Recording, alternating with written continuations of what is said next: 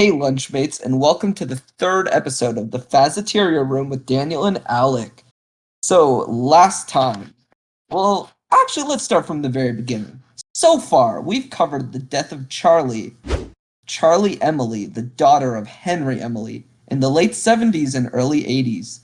This then goes on to Crying Child seeing it and becoming terrified.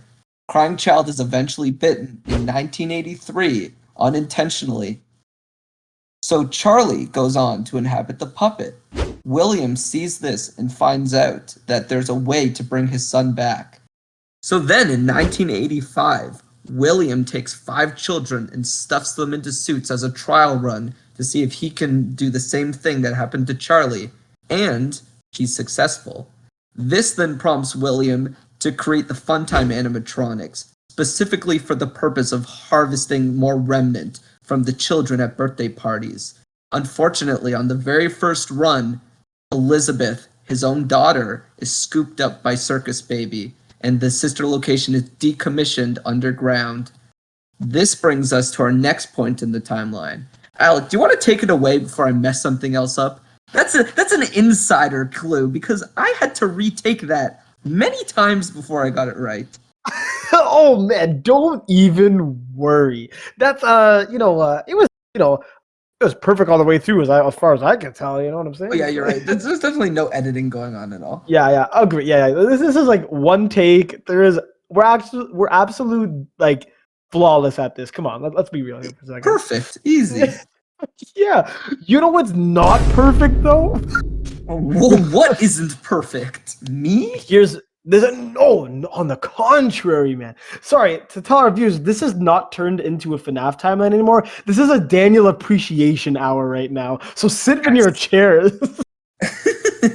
All right. So yeah, I'll take it away, my guy. So the last thing, as Daniel said, is we talked about the sister location animatronics being decommissioned and put into underground storage, and basically this leaves Circus Baby's Pizza World just like open for one day, and with the accident of Elizabeth chomped by Baby leads Circus Baby to close.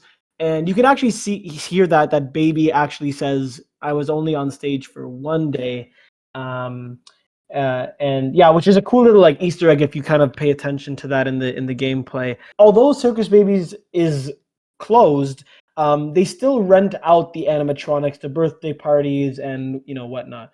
William Afton gets in contact with his son Michael to go underground, which is who we're playing as in Sister Location. One thing you have to know is that William Afton has 3 kids in total. He has Crying Child, which is on screen right now, Elizabeth, which is the other girl you see on screen now, building up the family tree here, and Michael Afton.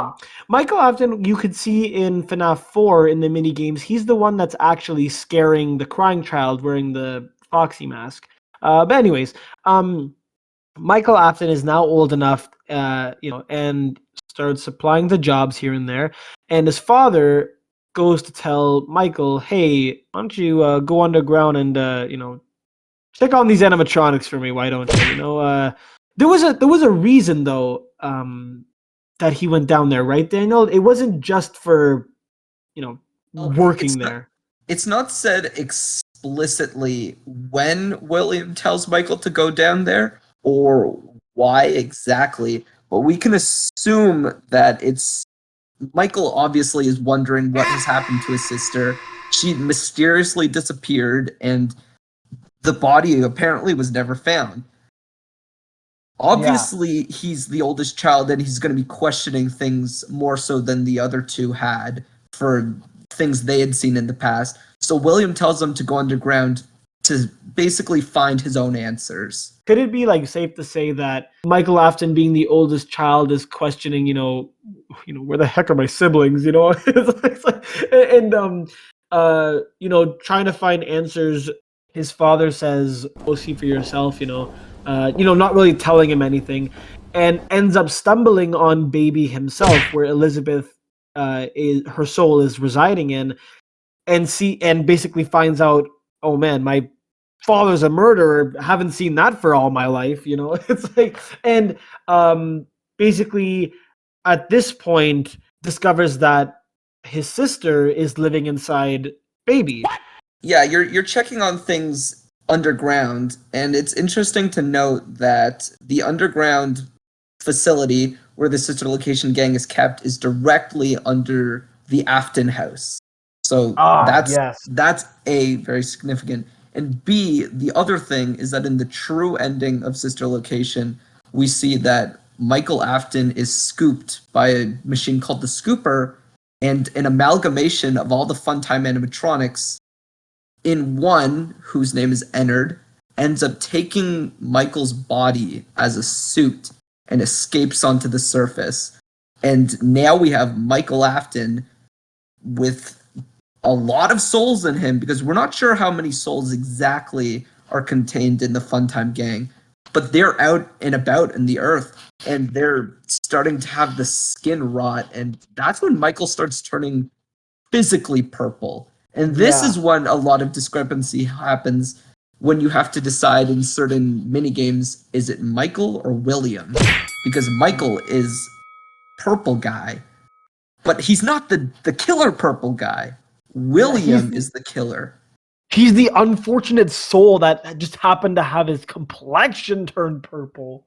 Exactly. Completely different. Also, my bad. I actually just wanted to add on to our viewers that while you're playing in Sister Location, behind the scenes at the end of Sister Location, you get scooped and the amalgamation of all the animatronics basically enter your body as a, you know, quote unquote, not gruesome way to say this, but skin suit, and use your kind of hollow shell as their way out into the, you know, out of this bunker. It's kind of what their plan was, which is Ennard, which is kind of like I said, the amalgamation of all the animatronics inside you. Including But Elizabeth.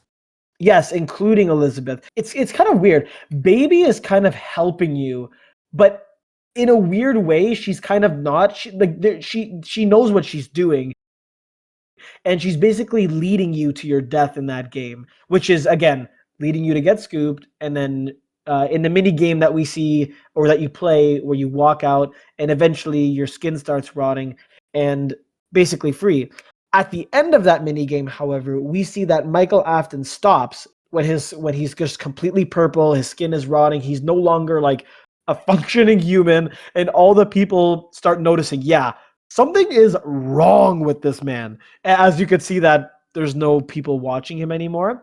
Uh, Ennard decides to be like, "Hey, yeah, this ain't working out as much, so we're gonna leave your body, Michael." And basically, Michael spits out Ennard onto the streets into a sewer, and they're free.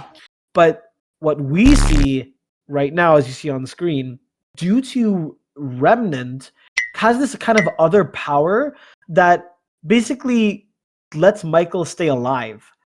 Yeah, So when he really shouldn't be alive, but he's just unfortunately trapped basically in this decaying body, and he can't die. yeah, that's why Baby kept saying at the end of that mini game, you know, you won't die, or something like that. So to recap, Crying Child is dead.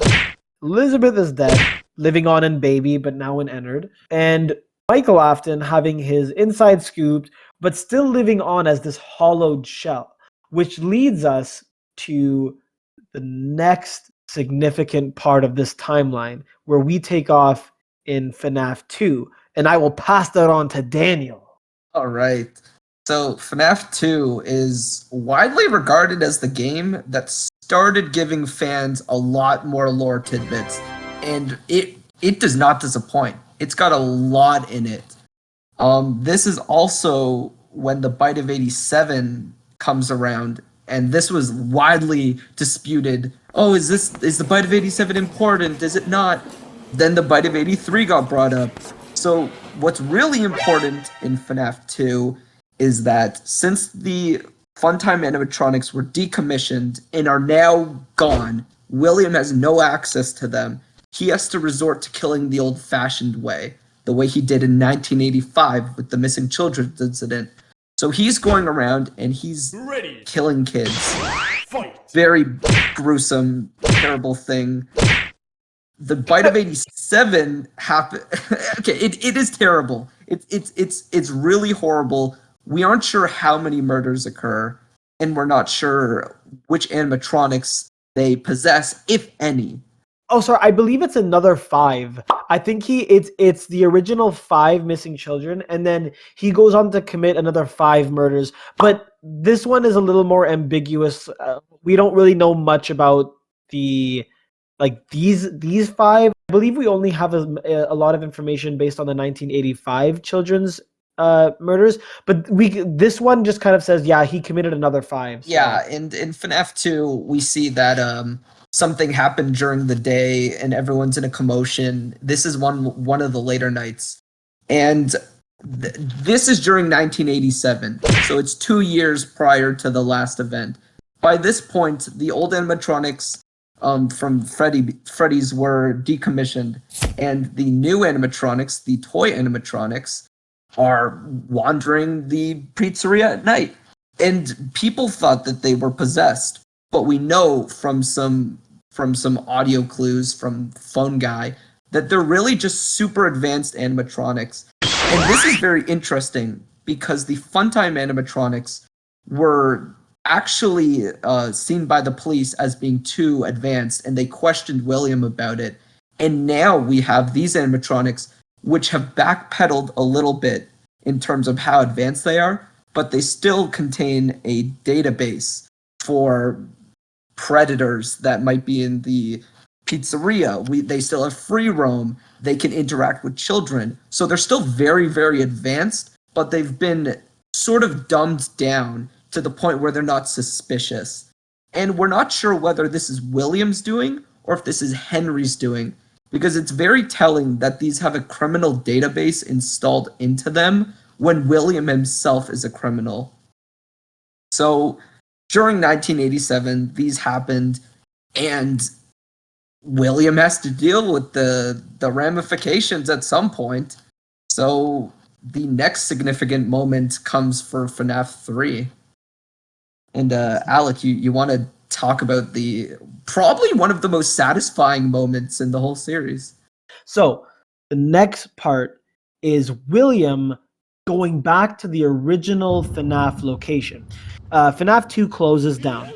Thus, what happens is the animatronics, or the withered animatronics that were in that location, were sent back to the original 1985 location where the kids were murdered initially, and sent back there. The original animatronics that the kids were stuffed into, those were moved into FNAF's 2 location. So once it moved down, they moved it back and said, hey, you know what, I know our name kind of went through the mud a while, but let's give it one last go, and yeah, let's just hope we get some business back up and running. So this is where things start happening. So they send back the original animatronics, and it's still boarded up. The FNAF that Freddy Fazbear's location is not opened up yet. So William Afton goes back to the boarded up OG establishment and try and retrieve the remnant that has been festering in those suits. But something goes wrong, which probably dictates one of the most significant aspects of the FNAF timeline. When he goes back and dismantles the animatronics, the souls of those animatronics are furious, especially the soul residing in Golden Freddy, which is, as we talked about in previous episodes, Cassidy. There are actually 2 souls in that suit. Golden Freddy is the one suit that actually has 2 souls in it. Cassidy and the Crying Child's. But the one that's the most furious, obviously, is Cassidy.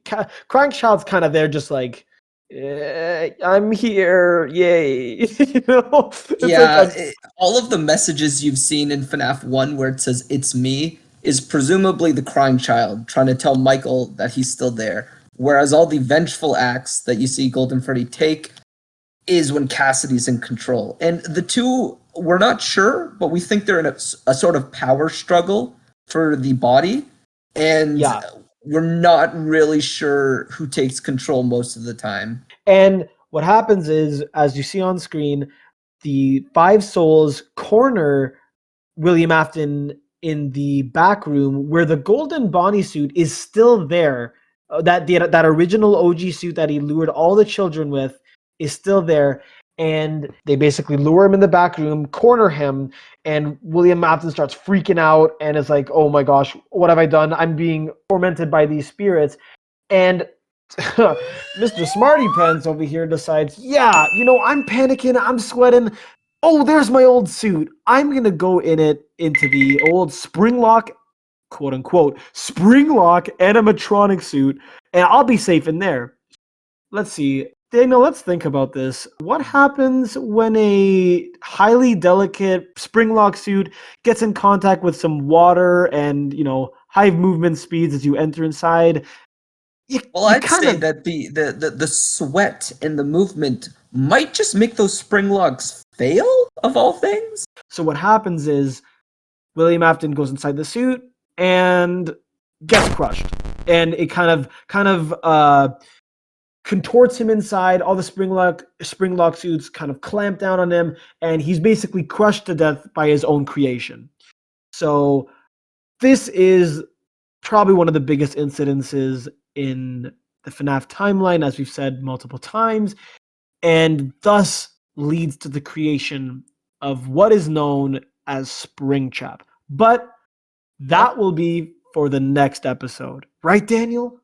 Oh yeah, the murderer who has taken out so many people is finally murdered himself. What Uh, is he? You'll just have to find out next episode in what might be the wrap up of our timeline. oh, yeah. So stick around as once again, as me and Daniel crack down on our theory of the FNAF timeline. Right here, right now, at the Faz-eteria table.